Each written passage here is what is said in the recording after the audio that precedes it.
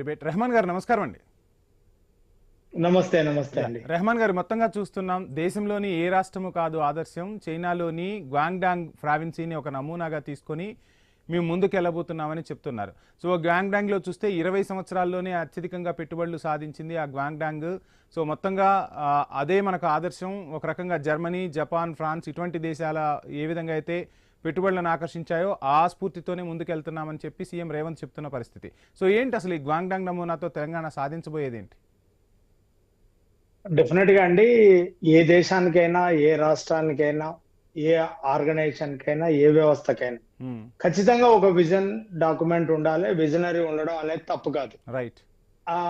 మీరు అంటున్నట్టుగా ఇప్పుడు గుజరాత్ 2001లో 18 బిలియన్లు ఉంటే 2024 వరకు 300+ బిలియన్లు అయింది. అంటే 16 రెట్లు పెరిగింది. తెలంగాణ కూడా బెటర్ బేస్ ఉందండి. తెలంగాణను కొట్టిపడడానికి వీలు లేదు.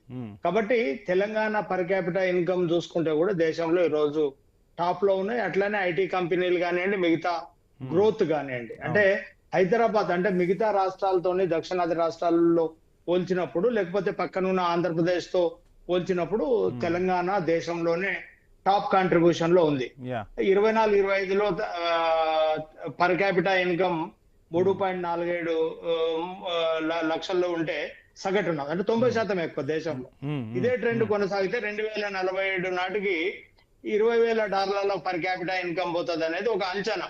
కాబట్టి డెఫినెట్ గా ఒక విజనరీ తోటి అంటే ప్రపంచంలో మనం మన ప్లేస్ ను నిలబెట్టుకోవడానికి లేదా మనం ప్రపంచంతో పోటీ పడాల్సినటువంటి అవసరం ఉంది. ఇంతకుముందు రామ్మోహన్ గారు చాలా చక్కగా చెప్పారు.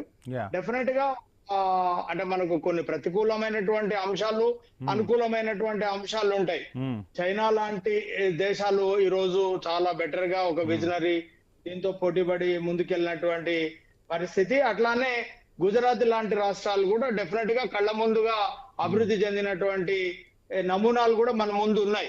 కాబట్టి ఇప్పుడు మనము ఈ దేశంలో ఉన్నటువంటి ముఖ్య నగరాలతో కనుక మనం పోల్చుకుంటే ఖచ్చితంగా బెంగళూరు కానివ్వండి, చెన్నై, కోయంబత్తూరు, పూణే, ముంబై లాంటి దాంతో హైదరాబాద్ కూడా దేశంలో టాప్ 2 లో గ్రోత్ లో పోటీలో ఉంది. రెహమాన్ గారు చిన్న సబ్మిషన్ చెప్పండి.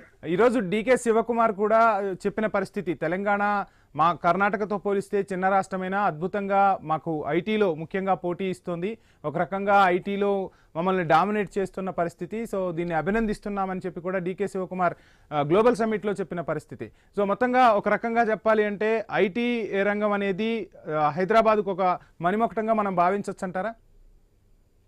ఖచ్చితంగానండి. ఇప్పుడు ఐటీ రంగంలో ఇప్పుడు టాప్ కంపెనీస్ అన్ని తెలంగాణ వైపు చూసినాయి. తెలంగాణలో గూగుల్ తో సహా ఇప్పుడు ట్రంప్ కు సంబంధించినటువంటి కంపెనీ కానివ్వండి, అట్లానే మనం మిగిలిన కంపెనీలు అన్ని చూసుకుంటే తెలంగాణ వైపు చూస్తున్నాయి. ఇది డెఫినెట్ గా తెలంగాణకు పాజిటివ్ అంశం. అంటే ఇప్పుడు ఒకప్పుడు ఇప్పుడు అదానికి సంబంధించినటువంటి గ్రీన్ 25,000 కోట్లు గ్రీన్ డాటా సెంటర్, ట్రంప్ మీడియాకు సంబంధించి కూడా ఇక్కడ భారీగా ప్రకటన ఆల్రెడీ చేసింది. 44 దేశాలు, 150+ గ్లోబల్ డెలిగేట్స్.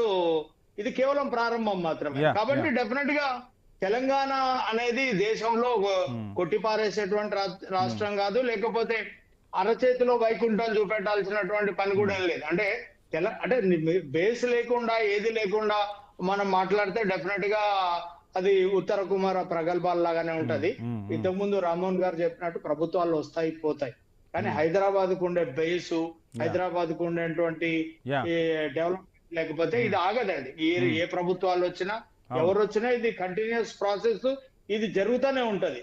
కాబట్టి అంటే ఇప్పుడు మనము ముఖ్యమంత్రి రేవంత్ రెడ్డి గారిని అభినందించాల్సిన విషయం ఏంటంటే 10 అంశాలలో ప్రధానంగా ఆర్థిక వృద్ధి లక్ష్యాలను ఆయన అంచనా వేసుకున్నారు. అట్లనే ఇన్నోవేషన్ అండ్ R&D, కనెక్టివిటీ విస్తరణ, యువతకు సంబంధించి ప్రధాన విధానాలు, బిజినెస్ టాలెంట్ ఆకర్షణ, కుటుంబము, అట్లానే వ్యవసాయ సంస్కరణలు, గ్రీన్ ఎనర్జీ, ఐటీ, ఇదంతా కలుపుకొని ప్యూర్ రేర్ తో ఒక సరికొత్త చరిత్ర లిఖించబోతున్నారని భావించవచ్చు అంటారా?